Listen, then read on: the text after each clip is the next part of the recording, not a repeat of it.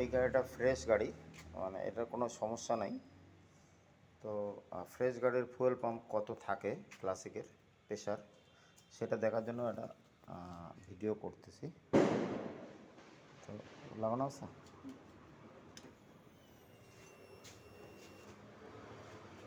কত উঠলো দেখি।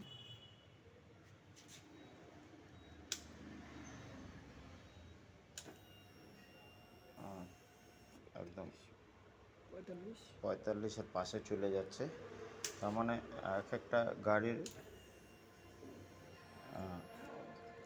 একদম 45-40 পার হইতে হবে, তাহলে এটা একদম গাড়িটা সুস্থ।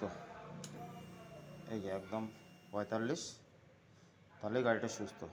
আর কাটাটা একদম ধীরে ধীরে নামতে হবে, তাহলে গাড়িটা একদম পাম্পটা সুস্থ আছে। তো সেটা দেখানোর জন্য ভিডিওটা করলাম। চল বন্ধ কর।